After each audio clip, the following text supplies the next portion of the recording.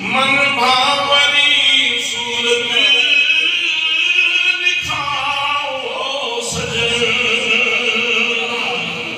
اوہا مٹھڑیاں گالی علاؤ سجن اوہا مٹھڑیاں گالی علاؤ سجن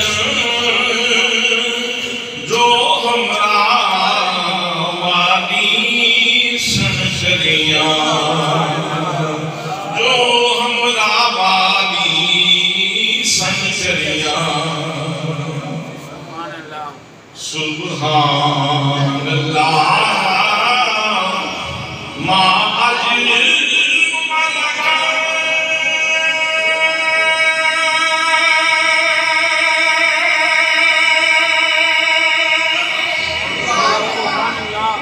ما احسن کا ملکا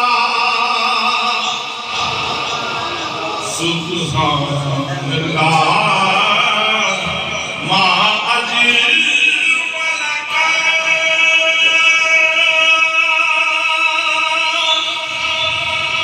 ما احسن کا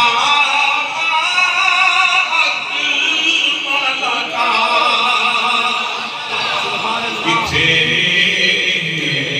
علی کتھے تیری سنا کتھے علی کتھے تیری سنا مشتاق ہی کتھے جانیاں کتھے علی کتھے تیری سنا مشتاق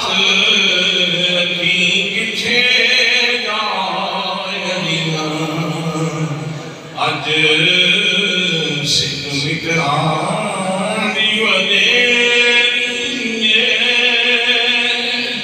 کیوں دل کی داس گنیری روم وچ شوق چنگیری اج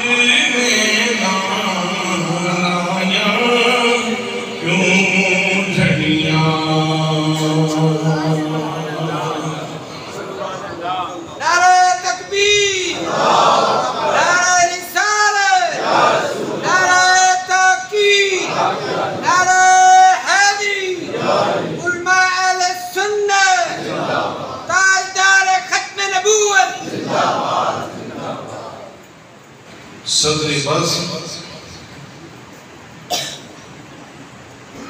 خطیب اہل سنت گلے سرسبز حسن سادات سیادت پناہی فضیلت ماں جنابی حضرت قبلہ سید آفتاب حسین شاہ صاحب دامت خلیلکم نادیہ دیگر علماء کرام معززین شہر معززین علاقہ برادران اسلام برادران طریقت برادران محبت السلام علیکم ورحمۃ اللہ وبرکاتہ سب تو پہلے میں اہل محلہ ہوں اس خوبصورت مسجد کی تعمیر نو تے صمیم قلب کو ہدیہ تبلیغ و تحسین پیش کرنا اور دعا کرنا کہ اللہ کریم اس مسجد میں اڑوس پڑوس کے اندر جتنے گھر موجود ہیں اللہ پاک سب کو اس مسجد میں برکتاں عطا فرمائے۔ دوسرے نمبر پہ میں عزیزم ملک ذیشان صاحب ملک کبیر صاحب اور بالخصوص بھائی ملک غلام شبیر صاحب اور دیگر انہاں دے نال جتنے رفقاء نے آج دے اس خوبصورت جلسے دے انعقاد دے اندر دام میں دلہ میں قادہ میں سکھنی حصہ دے میں سب کو صمیم قلب کو ہدیہ تبلیغ و تحسین پیش کرنا اور دعا کرنا کہ اللہ کریم اس حاضری کو سارے واسطے قبولیت کا باعث بنائے اور سانوں اس محفل دے صدقے سرکار دو عالم صلی اللہ علیہ وسلم کی نگاہ کریمانہ اور نگاہ رحیمانہ نصیب فرمائے۔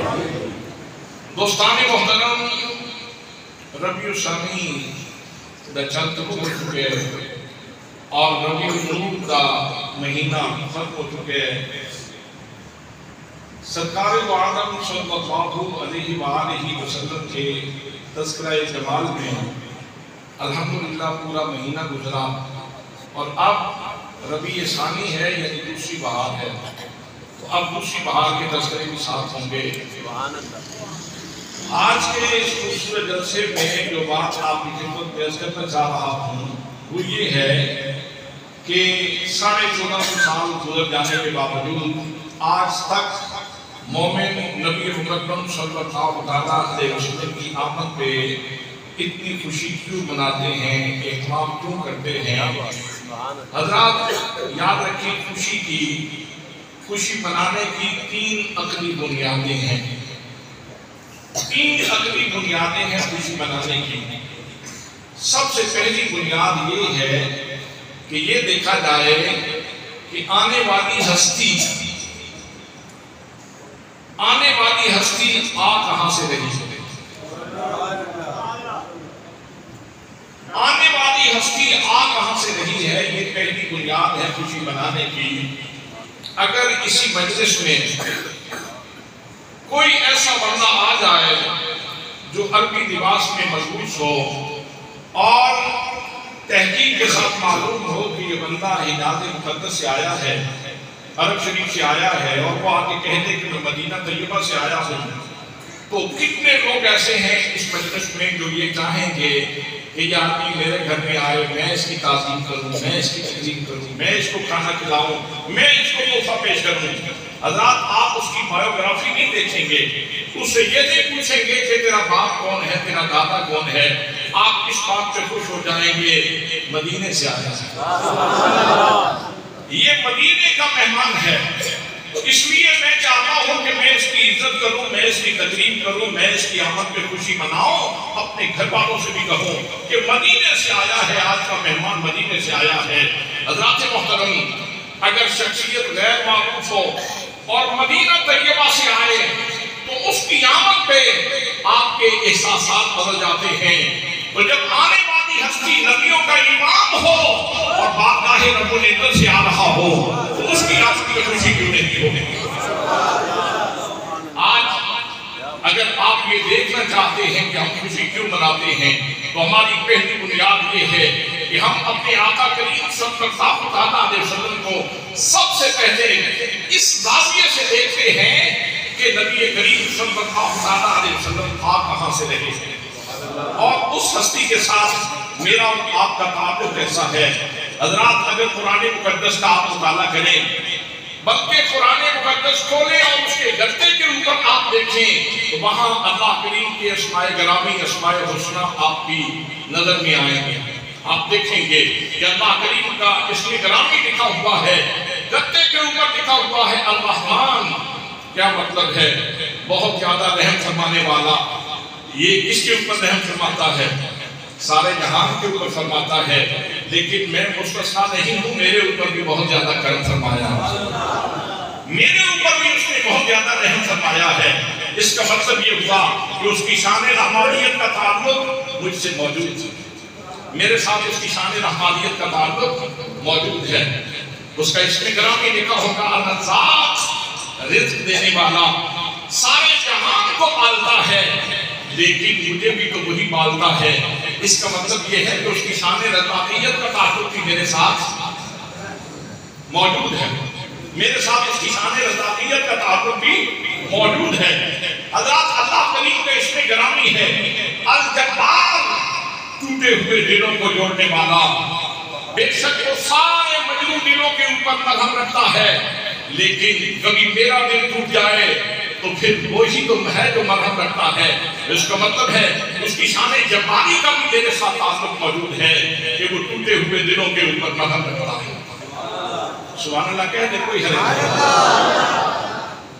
اس کی شان ہے الشکور، الشکور کا معنی ہے قدردان، بہت زیادہ قدردانی فرمانے والا۔ حضرات نیکی کر لینے کے بعد، اچھا کر لینے کے بعد جس سے آپ اچھا کر رہے ہیں یا جس ہستی کے لیے آپ اچھا کر رہے ہیں، اللہ کرے وہ قدردان ملے آپ کو، وہ قدردان ملے۔ اگر کسی ناقدر انسان کے ساتھ واسطہ پڑ جائے تو انسان کی محنت نائگاہ چلی جاتی ہے۔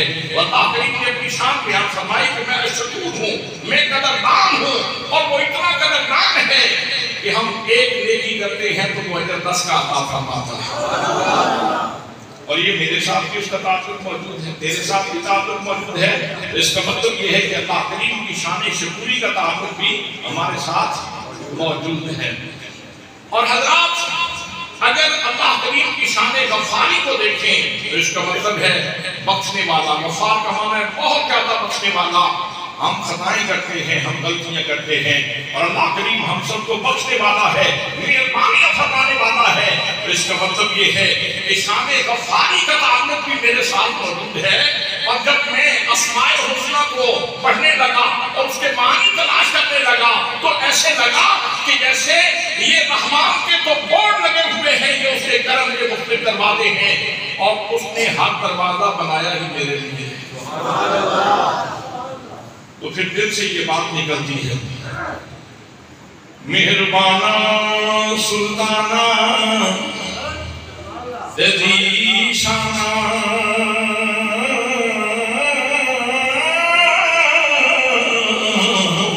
بڑے کرم کمائے نی بھلا ہوئی، ککھا وچ پیروں دے سنوت میرے، کٹھوں لکھ منائے نی بھلا ہوئی، کلر شور دے منڈل نبین سمے، بوٹے کرم دے لائے نی بھلا ہوئی، پتہ سارا سلام کی دیانا،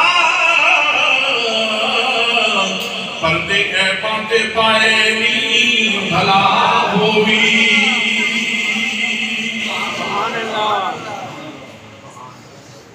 بیٹے میں آپ سے ریکویسٹ کرنا چاہتا ہوں، آپ بھی اور ادھر بھی، یہ گپ لگانی ہے تو باہر چلے جائیں، ہنسنا ہے تو باہر چلے جائیں۔ نہ یہ مجلس کے آداب ہیں، نہ محفل کے آداب ہیں، اور نہ یہ طریقہ ہے سننے کا۔ اتنی سنجیدہ محفل ہے اور اس میں ہنسنے کا کیا جواز ہے؟ تو حضرات عرض کر رہا ہوں کہ اللہ کریم کے ساتھ ہمارا کتنا گہرا تعلق ہے، اور میرے آقا کریم صلی اللہ علیہ وسلم اس ہستی کی بارگاہ سے حاضر ہیں۔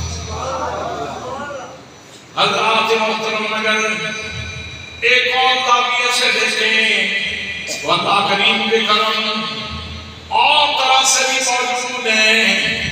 کائنات میں بکھری ہوئی نعمتوں کو دیکھیں، جس نعمت سے آپ پوچھیں گے، آپ جا کے کسی شیر سے پوچھیں، کسی عطا سے پوچھیں، اور اگر اللہ کریم اس کو قوت گویا عطا فرما دے تو وہ آپ کو بتائے گا کہ میں انسان کے لیے پیدا کیا گیا ہوں۔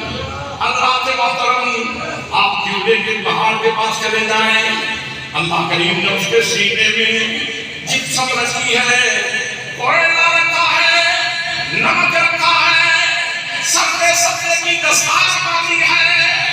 آپ جا کر پوچھیں کہ کوستان نمک یہ کیا اٹھایا ہوا ہے، وہ کہے گا سر پہ سبزے کی دستار بھی انسان کی امانت ہے، اور میرے سینے کا نمک بھی انسان کی امانت ہے۔ میں انتظار کر رہا ہوں انسان آئے، اپنی امانت وصول کرے اور میری معراج ہو جائے۔ جتنی کائنات کی چیزیں ہیں وہ ساری کی ساری اللہ کریم نے انسان کے لیے پیدا کی ہیں، اور انسان کو اللہ کریم نے اپنے لیے پیدا کیا ہے۔ اس لحاظ سے اگر اس ناظریے سے دیکھیں تو پھر بھی ہمارا اللہ کریم کی ذات گرامی سے ایسا تعلق موجود ہے کہ اس کے احسان ہی احسان ہے، اور پروردگار عالم نے اپنے نبی کو اپنی جناب خاص سے بھیجا ہے۔ تو چونکہ جہاں سے میرے آقا آ رہے ہیں اس ہستی سے ہمارا تعلق محبت موجود ہے، ہمارا تعلق رفقت و چاہت موجود ہے، اس لیے ہم اپنے آقا کی آمد پہ خوشی مناتے ہیں۔ حضرات محترم، یہ تو مادی پیمانے، اس سے پڑھ کر ایک کلمہ اور بھی اللہ کریم نے فرمایا، اگر اللہ کریم چاہتا تو ہمیں جانوروں میں پیدا کر دیتا، اگر اللہ کریم چاہتا اس نے انسان بنایا تھا، کسی اور نبی کی امت میں پیدا کر دیتا، اگر اللہ کریم چاہتا تو حضرات محترم ہمیں کسی اور نبی کے پاس دے دیتا، لیکن اس نے کرم نوازی فرمائی کہ پوری مخلوق میں اور نبیوں اور رسولوں میں جو اس کا سب سے پیارا محبوب تھا، ہمیں اس نبی کی امت میں پیدا کیا ہے۔ سبحان اللہ، اور یہاں حضرت شیخ عبدالعزیز رباط کا وہ قول مجھے بہت کچھ دیتا ہے۔ آپ ارشاد فرماتے ہیں کہ جب بندہ کلمہ پڑھتا ہے تو اس کے سینے سے نور کا ایک دھاگا نکلتا ہے اور سینہ مصطفیٰ سے جڑ جاتا ہے، سینہ مصطفیٰ سے جڑ جاتا ہے۔ یہ کیسا تعلق ہے، یہ کیسا لطیف تعلق ہے۔ حضرات محترم، اگر یہ بات کسی نوجوان سے سمجھنا چاہیں تو وہ یوں سمجھائے گا، اگر میں اسے سوال کروں کہ میرے دوست سعودی عربیہ میں رہتے ہیں، میں ان سے بات کرنا چاہتا ہوں تو کیسے کریں گا؟ وہ کہے گا آپ موبائل نکالیں، نمبر ملائیں، آپ کی بات ہو جائے گی۔ تو پوچھا بیٹے کیسے بات ہو جائے گی؟ اس نے کہا یہ جو سیٹلائٹ سسٹم ہے اس کے ذریعے آپ کے موبائل کا تعلق اس کے موبائل کے تعلق کے ساتھ موبائل کے ساتھ ہو جائے گا، ویوز آپس میں کنیکٹڈ ہو جائے گی، ان دونوں کا کنیکشن ہوگا تو بات ہو جائے گی۔ حضرات محترم، جن کو ویوز کہا جا رہا ہے، اردو میں اس کا ترجمہ لہریں ہے، پنجابی میں لہرا ہے، اور اگر کسی صوفی بابے کی زبان میں اس کا ترجمہ کیا جائے تو اسی کو نور کے دھاگے کہا جاتا ہے۔ لیکن لوگوں یاد رکھو، یہ موبائل کی لہریں یہ کسی سائنسدان نے جوڑی ہے۔ میں اس بات پہ اللہ کا شکر ادا کرتا ہوں کہ میرے سینے کی لہریں کسی سائنسدان نے یہ نہیں جوڑی، یہ خود رحمان نے جوڑی ہے۔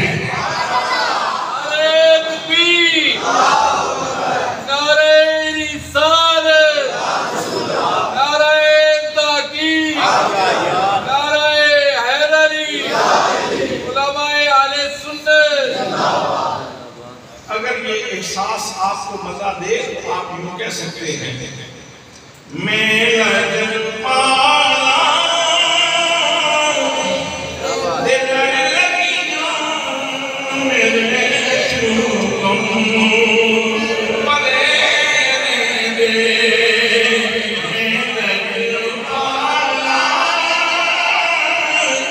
دل لگیا میرے چوکم پرے دے، میری آسا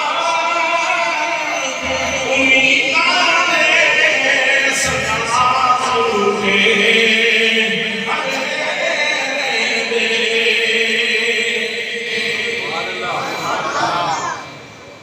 یہ پہلی بنیاد ہے خوشی کرنے کی جو میں نے آپ کی خدمت میں عرض کی کہ ہمارا میں نے تفصیل کے ساتھ بات نہیں کی، اجمالاً عرض کرتا ہوں، تفصیل میں تو بہت ساری باتیں ہیں، تفصیل میں تو بہت ساری باتیں ہیں، اجمالاً عرض کر رہا ہوں۔ ہمارا چونکہ اللہ کریم کے ساتھ بڑا قریبی تعلق ہے اللہ کریم کے ساتھ، تو ہمارے آقا اللہ کریم کی بارگاہ سے آئے ہیں، اس لیے ہم خوش مناتے ہیں۔ ہم کہتے ہیں فلک کے نظاروں زمین کی پہاڑوں سب چیزیں بناروں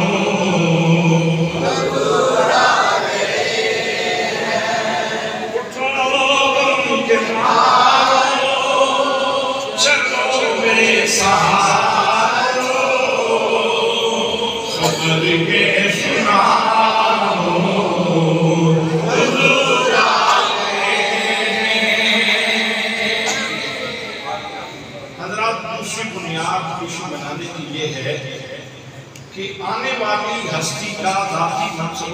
مقام دیکھا جائے، ان کا مرتبہ دیکھا جائے، ان کا تشخص دیکھا جائے، ان کی منزل دیکھی جائے، آنے والی کتنی بڑی ہستی ہے، تو جس کا بھی اس آنے والی ذات کے ساتھ تعلق ہوگا، تعلق خاطر ہوگا، یقیناً تعلق والے کو خوشی ہوگی۔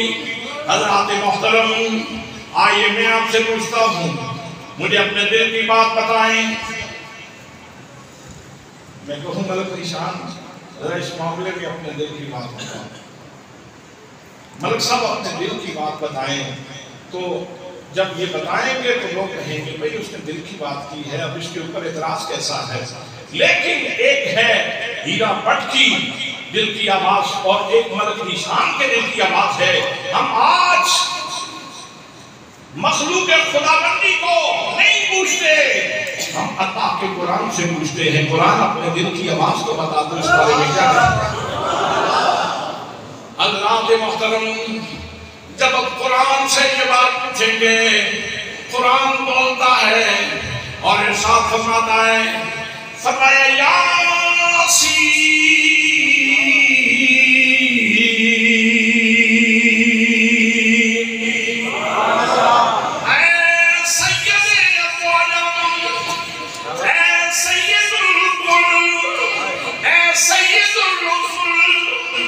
حضرات اس کا محل بھی دیکھیں، میرے آقا نے دعوت پیش کی، کہا قولوا لا الہ الا اللہ تفلحون، لوگو اللہ کریم کو وحدہ لا شریک مان لو، دونوں جہانوں میں کامیاب ہو جاؤ گے۔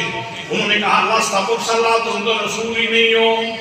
بڑی تکلیف ہوئی، خاطر عاقل کو بہت تکلیف ہوئی میرے آقا کو، یا اللہ یہ لوگ کیوں کہیں کہ میرا تیرے ساتھ تعلق نہیں، پتھر کھا سکتا ہوں لیکن تیرے تعلق پہ کوئی بات نہ کرے، تیرے تعلق پہ کوئی بات نہ کرے۔ میرے آقا کریم صلی اللہ علیہ وسلم کا دل مجروح ہوا، اللہ کریم نے مرہم اتاری اور ارشاد فرمایا، فرمایا یاسین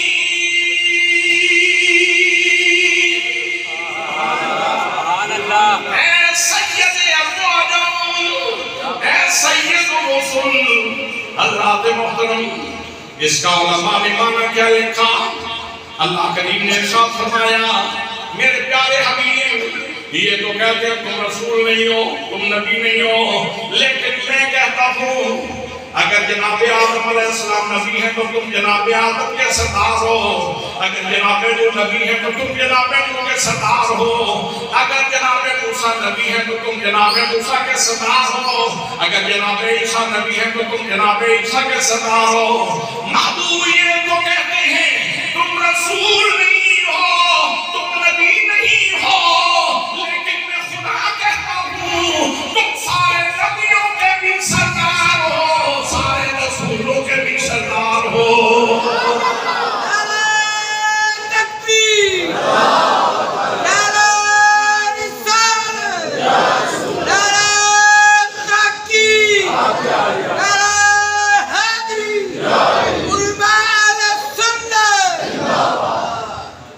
یاسین والقرآن الحکیم، مجھے حکمتوں والے قرآن کی قسم، سبحان اللہ۔ انداز تکلم دیکھیے، کلام کی نفاست دیکھیے، امام الکلام ہے اللہ کریم کا کلام۔ فرمایا والقرآن الحکیم، مجھے حکمتوں والے قرآن کی قسم، یاسین والقرآن الحکیم، اِنَّا بے شک لا یقیناً من المرسلین، تم تو رسولوں میں سے ہو۔ پہلے جاندار لقب، حضرات پہلے جاندار لقب، پھر اللہ کریم نے اِنَّا حرف تاکید لگایا، پھر لام تاکید لگایا، اتنی تاکیدات ذکر کرنے کے بعد ارشاد فرمایا جا رہا ہے، محبوب زمانہ کیا جانے، یہ عقبہ کیا جانے، یہ شیبہ کیا جانے، یہ کافر کیا جانے، یہ منافق کیا جانے، تیری شان کیا ہے، تیری شان تو میں تیرا رب جانتا ہوں، تو سارے نبیوں کا بھی سردار ہے، سارے رسولوں کا بھی سردار ہے۔ محبوب تم تو رسولوں میں سے ہو۔ حضرات ایک منظر اور عرض کروں اور اس کے بعد پھر اگلے پوائنٹ کی طرف چلتے ہیں، اور میں نے چونکہ حضرت غوث اعظم کا بھی ذکر کرنا ہے۔ ایک بندے کی سب سے بڑی سعادت یہ ہے کہ وہ عبادت کرتا۔ عبادت کرنا ایک بندے کی سب سے بڑی سعادت۔ بندہ ہوتا ہی وہ ہے جو بولے نا، آپ بول رہے کوئی غلط نہیں۔ بندہ وہ ہوتا ہے جو پیار سے بولے، بندہ وہ ہوتا ہے جو عبادت کرتا ہے۔ تو بندوں میں مختلف کیٹیگریز کے بندے ہیں، لیکن سب سے بڑا مقام اولو العزم رسولوں کا ہے، پھر رسولوں کا ہے، پھر نبیوں کا ہے۔ جتنے رسول آئے سب نے عبادت کیے، جتنے نبی آئے سب نے عبادت کیے۔ حضرات محترم اللہ کی بارگاہ میں سب نے سجدہ بندگی کیا ہے، لیکن لوگوں سن لو، جتنے بھی نبی آئے انہوں نے اللہ کی عبادت کی ہے، لیکن فرض کے اوپر کی ہے۔ ایک محمد مصطفیٰ کی ہستی وہ ہے جس نے فرض پہ بھی عبادت کی ہے، اللہ کے عرش پہ بھی عبادت کی ہے۔ نعرہ تکبیر، نعرہ رسالت، نعرہ حیدری، دین و ملت کی ضیاء، پیر محمد کرم شاہ، دین و ملت کی ضیاء، پیر محمد کرم شاہ۔ پھر عبادت کی مختلف انواع و اقسام ہیں۔ ذکر کرنا عبادت ہے، تسبیحات پڑھنا عبادت ہے، لوگوں کے راستے سے کانٹا اٹھانا عبادت ہے۔ اس لیے کہ جو بھی نیک عمل، صالح عمل اللہ کی رضا کے لیے کیا جائے گا وہ عبادت ہوگا۔ یتیم کے سر کے اوپر ہاتھ رکھنا عبادت ہے، لوگوں کو سلام دینا اللہ کی رضا کے لیے، کسی بھائی کو مسکرا کے دیکھ لینا صدقہ ہے، عبادت ہے۔ حضرات محترم والدین کے چہرے کو دیکھنا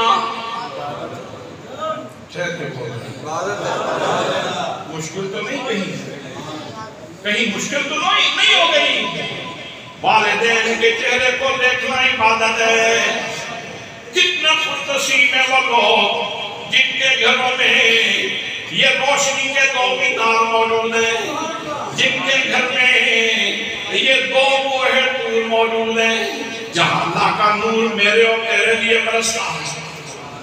ہر اولاد کے لیے اس کے والدین جیسے بھی ہیں، لیکن والد اولاد کے لیے اپنے والدین اتنے محترم ہیں کہ ان کی زیارت کی جائے ثواب کی نیت سے، تو حج مقبول کا ثواب ملتا ہے۔ عالم ربانی کے چہرے کو دیکھنا عبادت ہے۔ حضرات قرآن مقدس کی زیارت کرنا، اگر کسی کو سعادت نصیب ہو تو مولا کائنات شیر خدا کے چہرے کو دیکھنا عبادت ہے، علی کے چہرے کو دیکھنا عبادت ہے۔ اسی لیے تو صدیق نظریں جمائے بیٹھے تھے، دیکھے بھی جا رہے تھے، مسکرا بھی رہے تھے۔ جناب مولا کائنات نے پوچھ لیا، صدیق کیوں نظریں ٹکا ٹکا کے مجھے دیکھ رہے ہو؟ آپ نے فرمایا مجھے نبی کریم صلی اللہ علیہ وسلم کا فرمان یاد آ گیا۔ میرے آقا نے فرمایا تھا النظر الی وجہ علی عبادت، علی کے چہرے کو دیکھنا عبادت ہے۔ میں دیکھ تجھے رہا ہوں، عبادت اپنے رب کی کر رہا ہوں۔ علی کے چہرے کو دیکھنا، ذرا ذوق سے بولے نا، علی کے چہرے کو دیکھنا عبادت ہے۔ انسان زیادتوں سے، مخلوق میں انسانی زیادتوں سے بڑی عبادت سرکار کے چہرے کو دیکھنا۔ جس بندے نے ایمان کے ساتھ سرکار دو عالم صلی اللہ علیہ وسلم کی ایک لہجے کے لیے زیارت کی یا ملاقات کی، اور پھر ایمان کے ساتھ اس جہان فانی سے چلا گیا، بشرطے کہ یہ زیارت آپ کی حیات مبارکہ میں ہو، جاگتے ہوئے ہو، یار میں رویا کی بات نہ ہو، تو وہ ایک لہجے کی عبادت اتنی بڑی عبادت ہے کہ دنیا کے سارے غور، سارے خطب، سارے افضال، ان کی قیادتیں، عبادتیں، ان کے تقوی، ان کے زہد سب مل جائیں تو صحابی کے ایک لہجے کے برابر نہیں ہو سکتا۔ نبی کے چہرے کو دیکھنا اتنی بڑی عبادت ہے، نبی کے چہرے کو دیکھنا، دوستان محترم، نبی پاک صلی اللہ علیہ وسلم کے چہرے کو دیکھنا اتنی بڑی عبادت ہے۔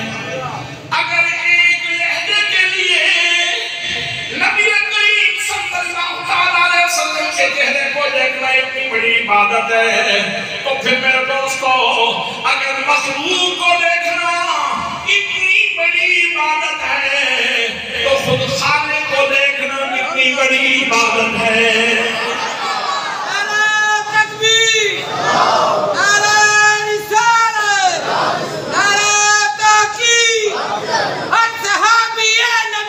جنتی جنتی ہے ابو بکر عمر بھی جنتی جنتی عثمان علی جنتی جنتی نعرہ حیدری۔ حضرات، یہ شرف ہمارے آقا کو نصیب ہے، اور جب دیکھا تو کمال کی نعمات سے دیکھا، استقلال سے دیکھا۔ اکثر ہوتا یہ ہے کہ جہاں شوق زیادہ ہو، اشتیاق زیادہ ہو، وہاں تجاوز ہو جاتا ہے، وہاں تجاوز ہو جاتا ہے، اور جہاں ادب زیادہ ہو وہاں حسرت رہ جاتی ہے، کاش دیکھ لیتا، ادب مانے تھا دیکھ ہی نہیں سکا۔ آپ جاگتے ہیں؟ آپ جاگ رہے ہیں؟ میری بات سن رہے ہیں؟ جہاں شوق زیادہ ہو وہاں اکثر تجاوز ہو جاتا ہے، حد کراس ہو جاتی ہے، اور جہاں ادب زیادہ ہو وہاں حسرت رہ جاتی ہے کہ ادب مانے تھا دیکھ ہی نہیں سکے۔ حضرات محترم، اللہ کریم نے اپنے حبیب صلی اللہ علیہ وسلم کو اپنی جناب خاص میں بلایا، حریم کبریا میں بلایا، حریم ناز میں بلایا، فرمایا میرے حبیب میری زیارت کرو۔ زیارت کرنے والے زیارت کر رہے تھے، تحسین کرنے والا، شابشی لینے والا اللہ کریم تھا۔ فرمایا ما زال النسب فما طغى، فرمایا لوگو میرے نبی کا اشتیاق اتنا تھا، شوق اتنا تھا کہ میرے نبی پاک صلی اللہ علیہ وسلم نے مجھے اس طرح دیکھا کہ آنکھ جھپکی ہی نہیں، اور ادب اتنا تھا کہ آنکھ حد ادب سے آگے بڑھی، آنکھ حد ادب سے آگے کمال ہے۔ یہ دونوں چیزوں کا اکٹھا ہونا یہ صرف شاید آپ کو سیرت رسول میں ہی ملے گا، حضور صلی اللہ علیہ وسلم کی ذات گرامی میں ہی ملے گا۔ اور پھر کمال یہ ہے کہ سامنے جلوہ مطلق ہے، سامنے جلوہ ربانی ہے، انوار و تجلیات ہیں اللہ کریم کے، اور حضور صلی اللہ علیہ وسلم دونوں چیزوں کا خیال رکھے ہوئے ہیں۔ اور پھر اللہ کریم نے اپنے حبیب کو اپنے قرب میں بلا کے جیسے اس کے شایان شان تھا دیکھا۔ اگر آپ کہیں تو سرائکی شعر میں اس کی نظر آپ کی خدمت میں پیش کیا، وہ فرماتے ہیں رج کے بٹھے بجھا کے بٹھے، رج کے بٹھے بجھا کے بٹھے، نقاب اٹھا کے بٹھے، اوہ سامنے مثال کوئی نہیں، اوہ سامنے مثال کوئی نہیں، رب بھی گولے بہا کے بٹھے، رب بھی گولے بہا کے بٹھے۔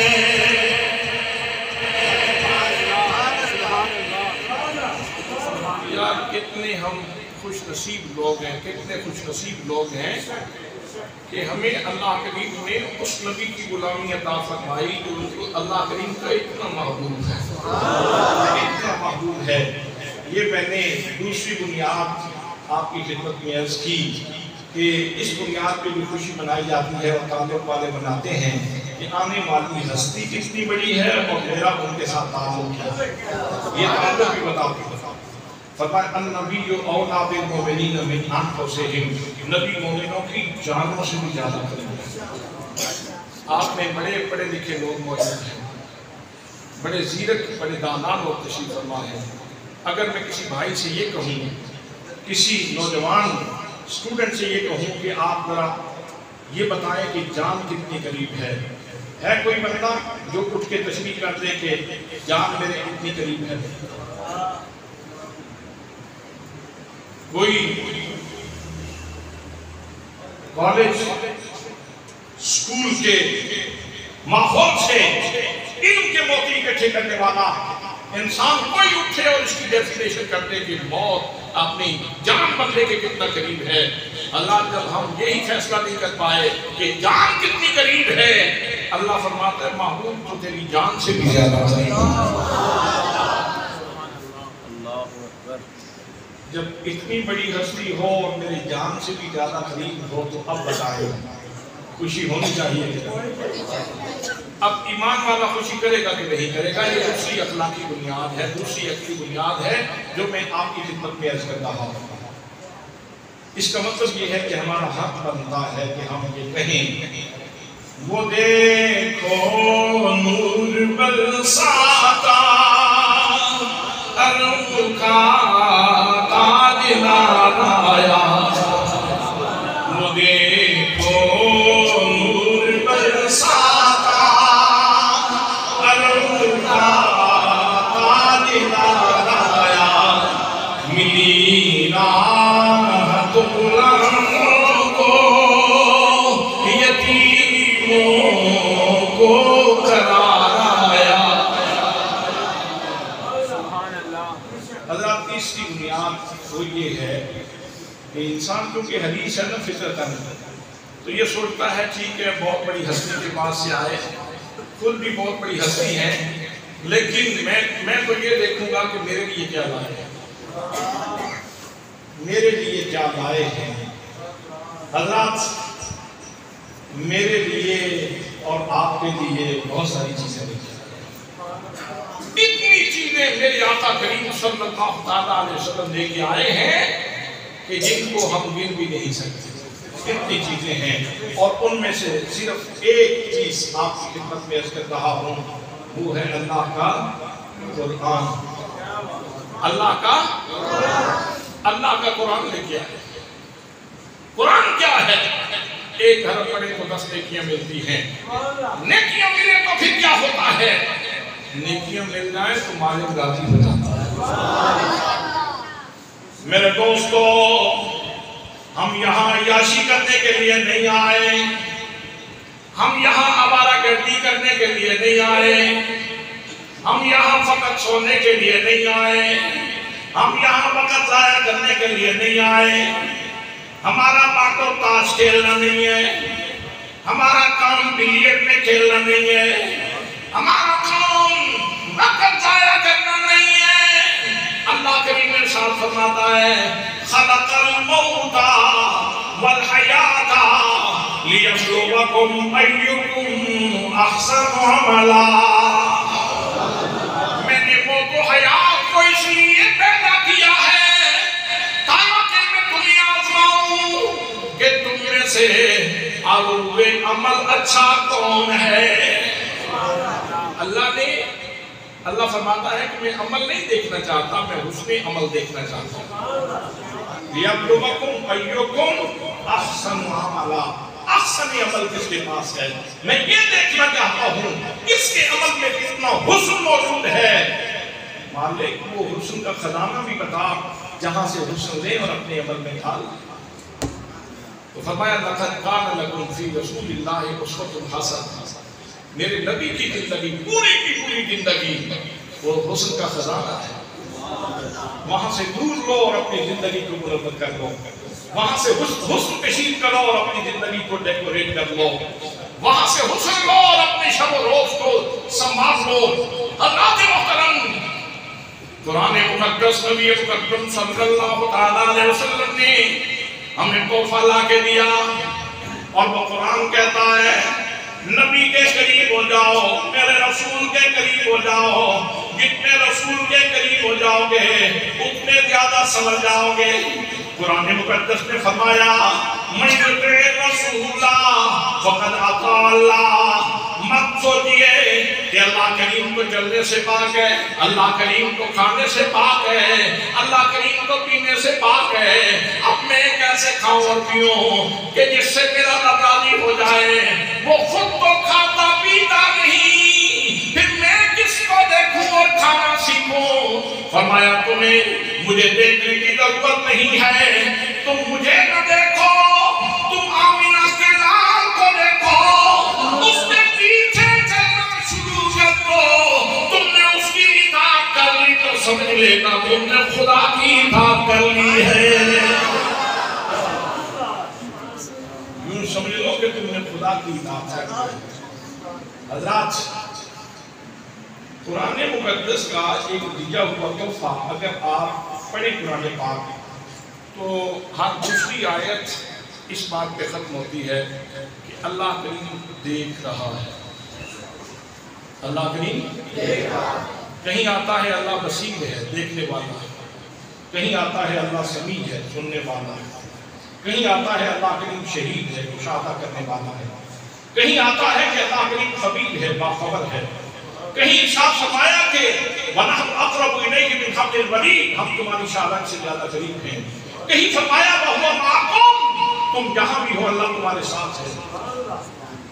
حضرات، یہ اتنا بڑا تحفہ ہے اور یہ احساس ہے جو اللہ کریم نے اپنے بندوں کو اپنے حبیب کے ذریعے عطا فرمایا، اور یہی وہ احساس ہے جو زندہ ہوا تو اس تاریخ ماحول میں ظلمت قدے میں جب یہ چراغ جلا تو وہ لوگ زمانے کے ہادی بن گئے، زمانے کے ہادی بن گئے۔ میرے آقا نے یہی انقلاب برپا کیا ہے، لوگوں میں یہ سوچ پیدا کر دی کہ جو بھی کرتے ہو اللہ، تم جو بھی کرتے ہو اللہ کریم دیکھ رہا ہے۔ یہ اتنا بڑا احساس ہے کہ جو انسان کو دائیں بائیں نہیں ہونے دیتا بحیثیت مومن۔ ہاں، جس کا احساس مر جائے اس کے لیے حرام و حلال کی کوئی قید نہیں رہتی، لیکن جس کا یہ احساس زندہ ہو کہ میں یہاں فانی دنیا میں ہوں اور ایک دن میں نے اس جہان کو چھوڑنا ہے اور اللہ کے دربار میں حاضر ہونا ہے، وہ اللہ کی نافرمانی۔ حضرات محترم، یہی احساس تھا جو قرآن سے حاصل ہوا، نبی کریم صلی اللہ علیہ وسلم کی سنت سے حاصل ہوا۔ کس کو؟ حضرت ابو صالح جنگی دوست کو، جا رہے تھے، بھوک نے ستایا، بھوک لگی ہوئی تھی، لیکن دیکھا ایک سیب دریا میں بہتا ہوا جا رہا ہے، بھوک کے تقاضے میں مجبور کیا، آگے بڑھے، دریا میں بہتا ہوا سیب کھایا اور اٹھا کے آپ نے وہ کھا لیا۔ جب کھا چکے نا تو احساس ندامت نے گھیر لیا، تم اللہ کے بندے نہیں ہو کیا؟ کیا اس جہان میں ہمیشہ کے لیے رہنا ہے؟ اس تنور کو بھرنے کے لیے تم نے سیب کھایا، بغیر اجازت کے کھا لیا، کل جب مالک کی بارگاہ میں جاؤ گے، اللہ کی بارگاہ میں جاؤ گے، کس منہ سے جاؤ گے؟ کیسے جواب دے پاؤ گے؟ اللہ کریم کا سامنا کیسے کرو گے؟ کل موت نہیں آنا ہے، تم نے اللہ کی جناب میں جانا ہے، وہاں جواب کیسے دو گے؟ یہ وہ احساس تھا جو میرے آقا نے تحفے میں عطا فرمایا۔ واپس چل پڑے، کنارے کے ساتھ ساتھ کہیں کو سراغ ملے گا، اسی جہان میں سرخرو ہونا چاہتا تھا۔ اللہ اکبر، اسی جہان میں سرخرو ہونا چاہتا ہوں۔ واپس چل پڑے، باغ آ گیا، اس کی ٹہنیاں پانی کے اوپر جھکی ہوئی تھی، اندازہ کر لیا کہ اسی باغ کا پھل ہوگا۔ کسی سے پوچھا اس کا مالک کون ہے، پتہ چلا کہ حضرت عبداللہ صومعی ہیں، اللہ کا ایک بندہ اس کا مالک ہے۔ ان کے پاس چلے گئے، جا کے عرض کی جناب والا، میں آپ سے معافی مانگنے کے لیے حاضر ہوا ہوں، مجھے اپنا حق معاف کر دیں۔ کیا ہوا؟ کہنے لگے سیب جا رہا تھا پانی میں بیٹھا ہوا، میں نے وہ اٹھا کے کھا لیا ہے۔ آپ سے پوچھا نہیں، آپ کے درختوں کی شاخیں پانی کے اوپر جھکی ہوئی ہیں، یقیناً وہ پھل آپ کے باغ کا ہوگا۔ بس معافی چاہتا ہوں، کیونکہ ایک دن آنکھیں بند ہو جائیں گی، زندگی کی ڈوری ٹوٹ جائے گی، اپنے رب کی بارگاہ میں جاؤں گا، وہاں جواب کیسے دوں گا؟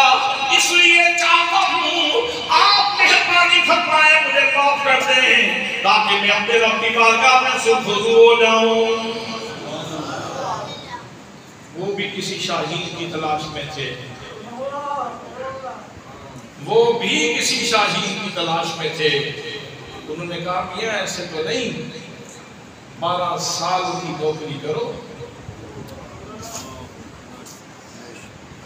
12 سال گوڈی کرو باپ کی۔ کہا جا سکتا تھا بابا جی ایک سیب بھی کھایا ہے نا، وہ بھی بہتا ہوا جا رہا تھا، میں نے کوئی توڑا تو نہیں ہے، کوئی اتنی زیادتی تو نہ کرے، اگر معافی مانگنے کے لیے آئے ہی جاؤ تو آپ اتنی بڑی زیادتی کر رہے ہیں کہ 12 سال کی نوکری۔ اچھا چلو ٹھیک ہے، میں نہیں کرتا، پھر میں جا رہا ہوں، جو بھی تم نے کرنا ہے کر لو، یہ کہا جا سکتا تھا، آج کے دور میں ایسا کہا جاتا ہے۔ لیکن یہ وہ لوگ کہتے ہیں جو جری ہوتے ہیں، جو جرت کر جاتے ہیں۔ اللہ کے بندے اللہ کے دربار میں جرت نہیں کرتے، اللہ کے بندے اللہ کے دربار میں جرت نہیں کرتے۔ احساس ندامت نے گھیرا ہوا تھا، کہا جتنا آپ کہتے ہیں میں نوکری کرنے کے لیے تیار ہوں، لیکن مجھے معاف کر دیں، میں نے مر جانا ہے، میں نے اس جہان سے چلے جانا ہے، بس آپ مجھے معاف کر دیں۔ حضرات ذرا تصور فرمائیں، 12 سال گولی کی جا رہی ہے، اس احساس کے ساتھ کہ تو راضی ہو جائے، میں تیرے لیے کرتا ہوں۔ کوئی معاملہ طے نہیں ہوا، کوئی تنخواہ طے نہیں ہوئی، کوئی روٹی کا معاملہ طے نہیں ہوا، میاں لوگے جا کوئی ایک چیز بھی ایسی طے نہیں ہوئی، صرف اس بات میں گولی کی جا رہی ہے کہ مالے تو راضی ہو جائے، میں تیری بارگاہ میں سرخرو ہو جاؤں، مجھے معافی مل جائے۔ 12 سال گزر گئے، باپ کو پانی دیتے ہوئے، گوڈی کرتے ہوئے۔ صرف سن لینے کی بات نہیں ہے، اس بزرگ کے سینے میں جھانک کے دیکھیے اللہ کا خوف کیا ہے، خشیت الہی کتنی ہے، اللہ کا ڈر کتنا ہے، اللہ کا ڈر کتنا ہے، اور پھر لوٹ کے اپنے گریبان کی طرف آئیے کہ میں کس سٹیج پہ ہوں، میں کہاں کھڑا ہوں، میں کہاں کھڑا ہوں، اور ہمارے اسلاف کا زندگی کا طرز کیا تھا، ان کا معمول کیا تھا۔ حضرات 12 سال گزرنے کے بعد کہا بابا جی میری گنتی کے مطابق تو 12 سال ہو گئے، نوکری ہو گئی، اب معافی مل سکتی ہے؟ نہیں، ایک شرط ابھی باقی ہے۔ جی وہ کیا شرط ہے؟ کہا شرط یہ ہے کہ ایک بیٹی ہے ہماری، آنکھوں سے اندھی ہے، کانوں سے بہری ہے، ہاتھوں سے لمبی ہے، پاؤں سے لگڑی ہے، اسے شادی کرنا پڑے گی۔ کون نہیں مستقبل کے بارے میں سوچتا؟ آپ صبح شام پلاننگ کرتے ہیں مستقبل کے بارے میں، اپنے بچوں اور بچوں کے مستقبل کے بارے میں، ہر بندہ اپنے بچوں کے بارے میں، اپنے بارے میں مستقبل کا حدیث ہوتا ہے کہ مستقبل بہتر ہو جائے۔ کیا اس بزرگ کا جو مستقبل طے کیا جا رہا تھا، اس بزرگ کی بیان، اس بزرگ کے بیانیے کے مطابق کتنا مشکل تھا؟ ایک اندھی خاتون کو، ایک بہری خاتون کو، ایک گھنڈی خاتون کو اور ایک لنگڑی خاتون کو اٹھا کے گھر لے جانا، یہ کتنا مشکل ہے۔ لیکن صرف سامنے یہ تھا کہ چلو یہ بھی مشقت کر لیں گے، لیکن وہ تو راضی ہو جائے۔ اللہ اکبر۔ توڑے رسے ساری نے، وہ نہ رسے جستی میں، توڑے رسے ساری نے، وہ نہ رسے جستی میں، میرا مالک راضی ہو جائے، میں سمجھتا ہوں میرا کام پورا ہو جائے گا، میرا مقصد پورا ہو جائے گا۔ اگر کوٹ کے لوٹنے کی خدمت بھی کرنا پڑی، مالک کی رضا کے لیے تو کروں گا۔ نکاح ہو گیا، اب بزرگوں نے کہا وہ فلاں کمرے میں تمہاری منقوہ بیٹھی ہے، ان سے جا کے ملاقات کر لو۔ وہاں پہنچے تو ایک حسین و جمیل خاتون بیٹھی جیسے ہی نظر پڑی، حضرات کیسی پاکیزہ نظریں تھیں، جیسے نظر پڑی تو چیخ نکل گئی۔ جو آوارگی پسند نظریں ہوتی ہیں وہ تو وہاں ہر چیز بھلا بیٹھتی ہیں، لیکن خاتون کو دیکھا تو چیخ نکل گئی اور سوچا ایک سیب کھایا تھا تو اتنی سزا ملی ہے، غیر محرم پہ نظر پڑی ہے، پتہ نہیں اس کی سزا کتنی بھگتنی پڑے گی۔ واپس لوٹ آئے روتے ہوئے کہنے لگے حضور جس کمرے میں آپ نے کہا تھا وہ جو آپ نے نشانیاں بتائی تھیں ان نشانیوں کی خاتون تو نہیں ہے، وہاں تو کوئی حسین و جمیل خاتون بیٹھی ہے۔ اب عبداللہ سامعی نے پردہ اٹھا دیا، فرمانے لگے او خوش نصیب انسان، میں نے تجھ سے نوکری اس لیے دی تھی، میری بیٹی کے اندھا ہونے کا مطلب یہ ہے کہ اس نے زندگی میں کسی غیر محرم کو نہیں دیکھا، اس نے کسی غیر محرم کی بات نہیں سنی، اس نے کسی غیر محرم کی طرف قدم نہیں اٹھایا، شریعت کے خلاف قدم نہیں اٹھایا، اور اس نے اپنے ہاتھوں سے خلاف شرع کام نہیں کیا۔ میں چاہتا تھا اسی جیسا کوئی فرشتہ سیرت انسان مل رہا ہے جس کے ساتھ میں اپنی بیٹی کا مستقبل وابستہ کروں۔ میاں وہ تمہاری بیوی ہے، اور میرے کہنے کا مطلب یہ تھا حضرات محترم جب ماں اتنی صالحہ ہو، جب باپ اتنا صاحب تقویٰ ہو، تو ان کی گود میں جو پھول کھلا کرتا ہے اس کو شیخ عبدالقادر جیلانی کہتے ہیں۔ نعرہ تکبیر، نعرہ رسالت، نعرہ تحقیق، نعرہ حیدری، نعرہ غوثیہ۔ ایک بات عرض کروں آپ لوگوں کے لیے، سبحان اللہ، سبحان اللہ۔ اللہ کے فضل سے ہم سب لوگ ہی نماز پڑھتے ہیں الحمدللہ، تو نماز کے آخر میں دعا مانگتے ہیں رب اجعلنی مقیم الصلاۃ ومن ذریتی، یا اللہ مجھے بھی نماز قائم کرنے والا بنا دے اور میری اولاد کو بھی نماز قائم کرنے والا بنا دے۔ یہ دعا آپ بھی کرتے ہیں، میں بھی کرتا ہوں، لیکن کہیں ایسا تو نہیں کہ ہم کہیں بے شعوری سے گزر جاتے ہوں یہاں سے۔ نماز کا آج کا یہی مسئلہ ہے نا کہ زبان پہ وہ اسپل ہے، یاد ہے، جب پڑھ رہے ہوتے ہیں نہ دل کو پتا ہے نہ دماغ کو پتا ہے، بس وہ اپنی پوری سکون سے زبان چل رہی ہے۔ تو دل کی آواز بنا کے نماز پڑھا کریں، اور یہاں سے جب گزریں تو تھوڑا سا سٹاپ کر کے گزرا کریں۔ رب اجعلنی مقیم الصلاۃ ومن ذریتی، یا اللہ مجھے نماز قائم کرنے والا بنا دے اور میری اولاد کو قائم کرنے والا بنا دے، قائم کرنے والا، نماز قائم کرنے والا بنا دے۔ اور جہاں نماز کا فیضان نصیب ہو جائے، واقعی جس کو نماز کا فیضان حقیقی طور پر نصیب ہو جائے، وہاں پھر کیا شکل نظر آتی ہے؟ قرآن کہتا ہے ان الصلاۃ تنہی عن الفحشاء والمنکر، نماز کو برائی اور بے حیائی سے روکتی ہے۔ جہاں فیضان نماز ہوگا وہاں برائی اور بے حیائی نہیں ہوگی، وہاں برائی اور بے حیائی نہیں ہوگی۔ آج کے دور میں آپ کے بچوں کے لیے کس نسخے کی ضرورت ہے؟ دودھ سے زیادہ ضرورت ہے، سیب سے زیادہ ضرورت ہے تمہاری اولاد کو اس بات کی، اس لیے کہ ان کے ہاتھ میں ایپل ہے، اس لیے کہ ان کے ہاتھ میں آئی فون ہے، اس لیے کہ ان کے ہاتھ میں طرح طرح کے موبائل ہیں اور یہودی کمپنیاں ہیں، اور اس میں انہوں نے پورا گندگی کا سامان مسلم امہ کو برباد کرنے کے لیے بھیجا ہوا ہے۔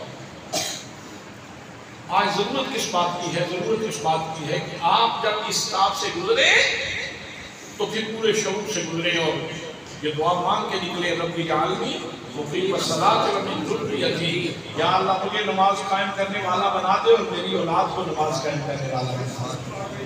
جب آپ کی اولاد کو نماز کا فیضان نصیب ہو جائے گا پھر اسے بے حیائی سے نفرت ہو جائے گی، بے حیائی سے نفرت ہو جائے گی۔ جیسے وہ حضرت فضالہ رضی اللہ تعالیٰ عنہ کی بات یاد آ گئی مجھے، وہ گھر سے نکلے خنجر لے کر، کہتے تھے بڑی نفرت تھی مجھے نبی پاک صلی اللہ علیہ وسلم کے ساتھ، اور میں نے کہا کہ ان کی زندگی کا چراغ گل کر دوں، آج اکیلے مل گئے ہیں، طرح مل گئے ہیں۔ تو خنجر لیا اور گھر سے توڑے خنجر لیا۔ میرے آقا وہاں حرم شریف میں طواف کر رہے تھے، پیچھے چل پڑے اس چکر میں کہ جیسے ہی موقع ملتا ہے تو حملہ کرتا ہوں۔ یہ تو میرے آقا کو قتل کرنا چاہتے تھے اور میرے آقا ان کو زندگی دینا چاہتے تھے۔ سبحان اللہ، سبحان اللہ۔ پیچھے مڑ کے دیکھا تو فرمایا فضالہ کیسے آئے ہو؟ تو چونکہ نفرت تھی نا تو بغض سے بھرے ہوئے کلمات کہے کہ جیسے آپ آئے ایسے میں بھی آیا ہوں، آپ طواف کرتے ہیں میں بھی طواف کروں گا، یہ پوچھنے کا کیا مطلب ہے؟ تو آپ نے آگے سے مسکرا کے کہا فضالہ اگر طواف کرنے آئے تھے پھر خنجر کی کیا ضرورت تھی؟ یہ جو خنجر چھپایا ہوا ہے اس کی کیا ضرورت تھی؟ فضالہ کہتے ہیں جب خنجر گھر سے لیا تھا نہ مٹی میں دیکھا نہ کسی اور گھر کے پھل میں دیکھا تھا، میں جب لے کے نکلا تھا کسی کی نظر نہیں پڑی تھی۔ اب جب میں نے یہ جملہ آپ سے سنا اس جملے میں اتنا نور تھا جو اس نے میرے دل کی کایا بدل دی، اور میں نے کہا آج تک میں آپ کا دشمن بن کے آپ کے پیچھے پیچھے چلتا رہا اور موقع کی تلاش میں رہا کہ آپ کی زندگی کا چراغ روشن کر دوں، لیکن آپ مہربانی فرمائیں آپ کے بعد میں تمہارا دشمن نہیں ہوں، مجھے اپنا مرید بنا لیں، مجھے اپنا مرید بنا لیں۔ نعرہ رسالت، نعرہ حیدری، سیدی مرشدی، غلام ہے غلام ہے غلام رسول میں جو ہو نہ عشق مصطفیٰ۔ تو فضالہ جب وہاں سے اسلام کا کلمہ پڑھنے کے بعد حضور سے نور لینے کے بعد حیا لینے کے بعد میرے نبی کی بارگاہ سے حیا ملتا ہے، حیا کا دل لیتا ہے، سبحان اللہ۔ اور غوث پاک کے گھرانے کو حیا کی سوغات پہلے ملتے ہیں، پہلے والدین کی طرف حیا کا تحفہ آیا ہے، والد کی طرف بھی والدہ کی طرف بھی، پھر ان کی گود میں غوث اعظم شیخ عبد القادر جیلانی جیسی ہستی پیدا ہوئی۔ تو حضرت فضالہ واپس لوٹے، جب کافر تھے تو اس وقت کبھی اکثر بلکہ نگاہ آوارہ ہوا کرتی تھی اور کہیں بہتی تھی نظر، مجھے جملے بولتے ہوئے شرم آ رہی ہے۔ جب اسی مقام سے گزرے تو کسی نے کہا جن سے باتیں ہوتی تھیں فضالہ آج دیکھتے ہی نہیں، ناراض ہو گئے ہو؟ جناب فضالہ نگاہیں جھکا کر گزر گئے، گزرتے جا رہے تھے۔ اس نے کہا بتاؤ تو صحیح، نہ دیکھو ناراضگی کی وجہ تو بتا دو، مجھے دیکھتے کیوں نہیں اس کی وجہ ہی بتا دو۔ تو فضالہ نے کہا اب میری نگاہوں میں، اب میری نگاہوں میں جچا نہیں کوئی، اب میری نگاہوں میں، اب میری نگاہوں میں جچا نہیں کوئی، جیسے میرے سرکار ہیں، جیسے میرے سرکار ہیں، ویسا نہیں کوئی، جیسے میرے سرکار ہیں، جیسے میرے سرکار ہیں، ویسا نہیں کوئی۔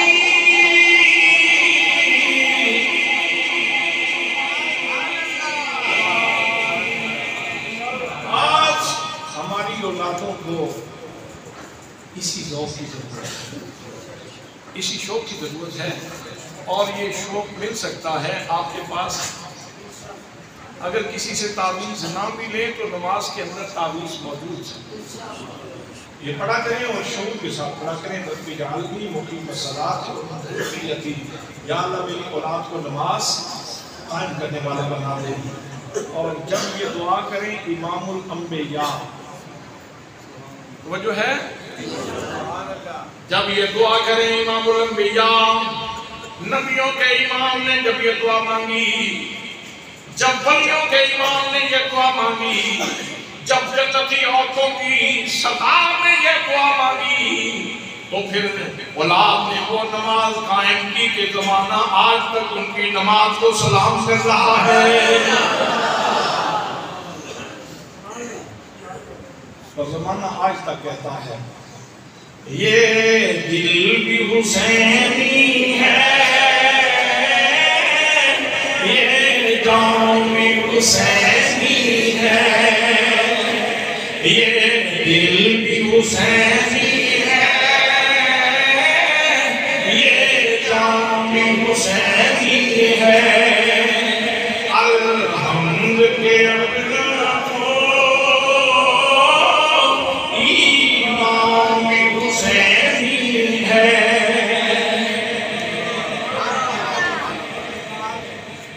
حضرات محترم، جب نماز پڑھنے والے پاک دامن جناب حضرت ابو صالح جنگی دوست ہوں، جب نماز پڑھنے والی ماں ام الخیر فاطمہ ہوں، تو پھر ان کی قوم میں نماز پڑھنے والی جو ہستی پیدا ہوتی ہے اس کو شیخ عبد القادر جیلانی کہتے ہیں۔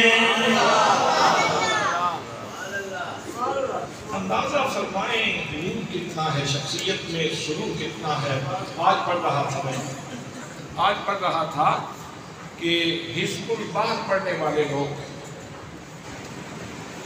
جب وہ پوری پاکیزگی کے ساتھ اور آداب کا لحاظ رکھتے ہوئے حزب البحر پڑھتے ہیں تو ان کی زبان اللہ کی تلوار بن جاتی ہے،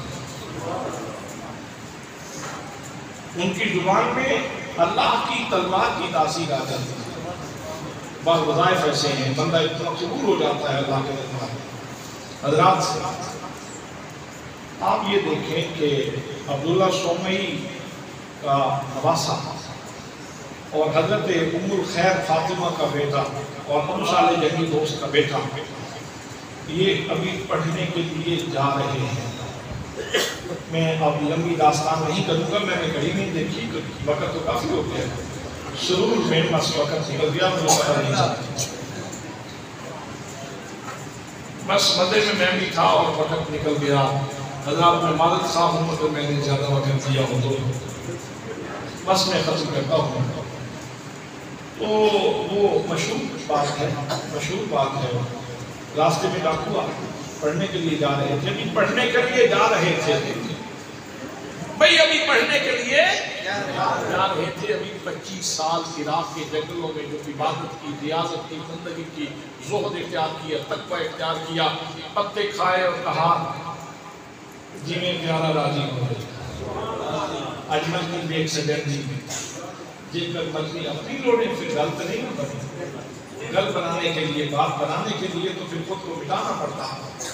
جس شخص نے دھرتی سے لپٹ کر نہیں دیکھا، عظمت نے کبھی اس کو بلند کر نہیں دیکھا۔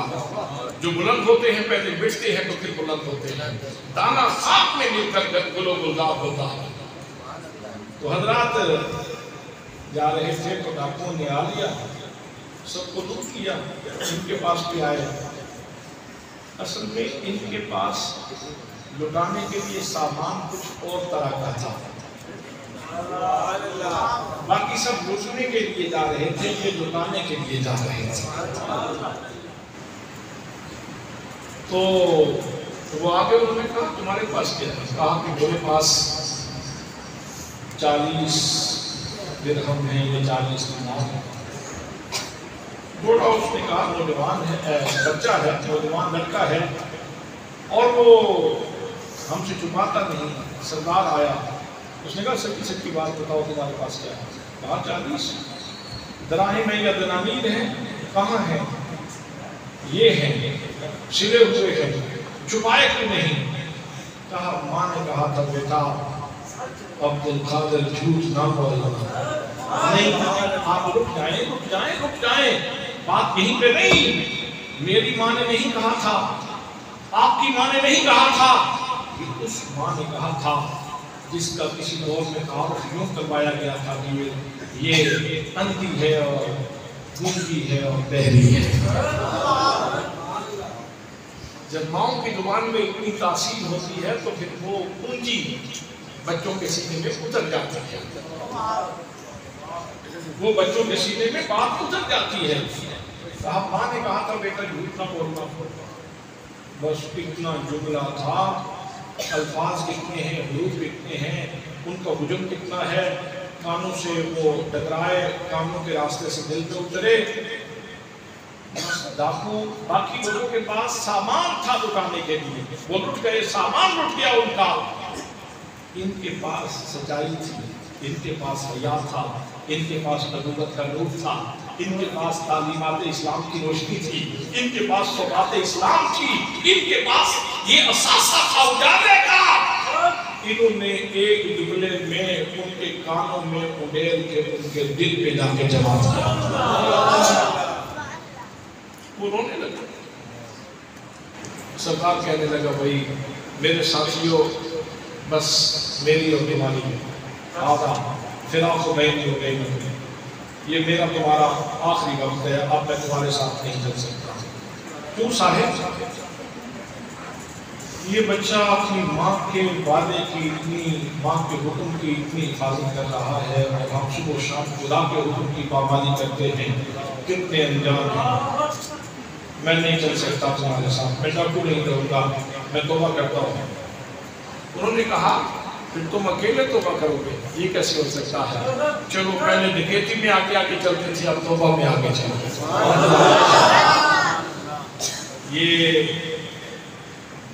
یہ وہ بچہ ہے جو حیا کے ماحول میں پروان چلا، جو نور کے ماحول میں پروان چلا، جس کی ماں کبھی یہ تعارف رکھتی تھی کہ وہ گونگی ہے، بہری ہے، لنگی ہے، رنگی ہے، لیکن اصل یہ تھا کہ حیا والی ماں تھی۔ اور باپ کے اندر کتنا حیا تھا کہ ایک سیب کھایا اور اس کے لیے کتنی ریاضت تھی۔ جب ایسے ماں باپ ہوتے ہیں تو پھر گود میں شیخ عبد القادر جیلانی ہی آتے ہیں۔ انشاءاللہ باقی باتیں جمعہ کے مبارک پہ ہوں گی انشاءاللہ آپ سے۔ جو سننا چاہتے ہیں اگلے جمعے پہ یہی چیزیں عرض کروں گا۔ وَمَا عَلَيَّ إِلَّا الْبَلَاغُ الْمُبِينُ۔ میرا ارادہ تھا کہ 1 گھنٹہ